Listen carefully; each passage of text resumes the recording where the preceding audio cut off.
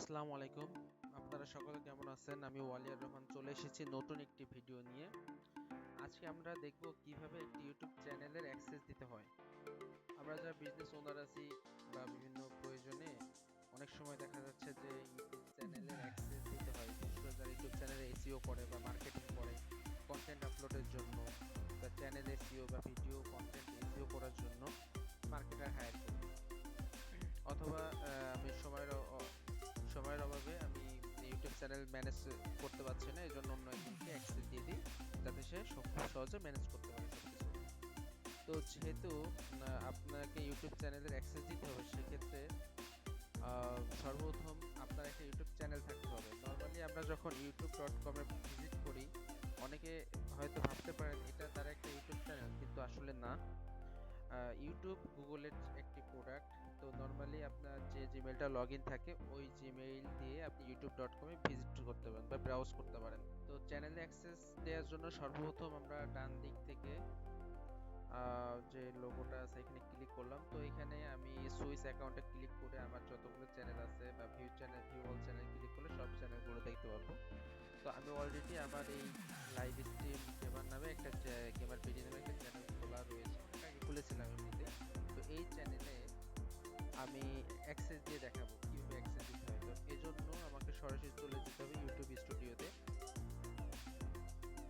YouTube স্টুডিওতে click করার পর আমরা এখানে ইউটিউব স্টুডিওর ড্যাশবোর্ড দেখতে পাবো। তো এখানে সেটিং অপশন থেকে আমরা চলে যাব পারমিশন অপশনে। তো এখানে দেখা যাচ্ছে যে আমার অলরেডি অন্য একটা ইমেইলে অ্যাক্সেস দেওয়া রয়েছে। তো আমি এখান থেকে এটাকে রিমুভ করে দেবো।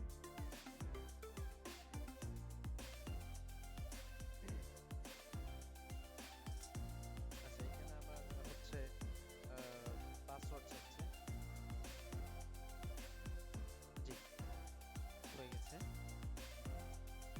তো এখন যদি আমি যে দেখি, এখানে শুধু আমি ওনার আছি, হ্যালো ওয়ালিয়ার @gmail.com, এটা হচ্ছে আমার পার্সোনাল ইমেইল।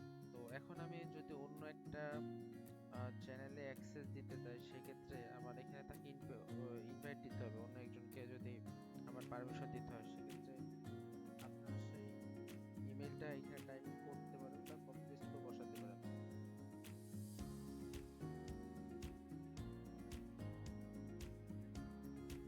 আচ্ছা, এখানে বিভিন্ন লেভেল আছে। পারমিশনের ম্যানেজার যে থাকবে সে সবকিছু করতে পারবে, এডিট, ডিলিট, কন্টেন্ট ক্রিয়েট, লাইভে যেতে পারবে, সব লেখাই আছে পারমিশন লেভেলগুলো। তো যদি আপনার পরিচিত কেউ না হয় বা ট্রাস্টেড পারসন না হয়, তাহলে আপনারা সচরাচর ম্যানেজার পারমিশনটা দিবেন না। নরমালি এডিটর পারমিশন দিলে কন্টেন্ট এসইও বা কন্টেন্ট আপলোড এগুলো ডিলিট এগুলো করতে হবে। বাট এই ম্যানেজার যদি দেন, তাহলে হচ্ছে আপনি মোটামুটি সব পারমিশনই তাকে দিয়ে দিলেন। অনেকটা ফেসবুক অ্যাকাউন্টে ফেসবুক পেজের অ্যাক্সেস দেওয়ার মতো, এটা নর্মাল বিষয়। তো আমি যেহেতু আমার দরকার প্রয়োজন ম্যানেজার অ্যাক্সেস দেয়, ম্যানেজারে ক্লিক করলাম, ম্যানেজারে সেভ দিলাম। তো সেভ দেওয়ার সাথে সাথে এইখানে ওই ইমেইলে একটা নোটিফিকেশন যাবে। তো আমি এখানে ইমেইলটা চেক করব। দেখেন আমার এখানে দুইটা অলরেডি চলে আসে, হয়তো দুইবার দেওয়া হয়েছে। যাই হোক, আমি এটা অ্যাকসেপ্ট করতেছি, অ্যাকসেপ্ট ইনভাইটেশন করতেছি। ক্লিক করলে আমাকে সরাসরি ইউটিউব ক্রিয়েটর স্টুডিওতে নিয়ে যাবে।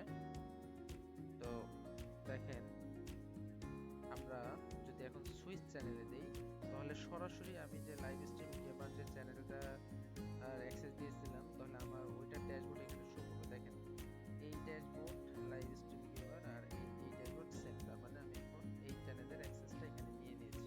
এবং আমার এখানে সেটিং অপশন থেকে পারমিশন অপশনে গেলে আমি দেখতে পারবো যে অ্যাকচুয়ালি আমার সে অ্যাকচুয়ালি ইনভাইট অ্যাকসেপ্ট করেছে। অনেকটা ফেসবুক পেজের অ্যাক্সেস দেওয়ার মতো। তো আশা করি আপনারা বুঝতে পারছেন। যদি কোনো সমস্যা থাকে বা কোনো কোশ্চেন থাকে, তাহলে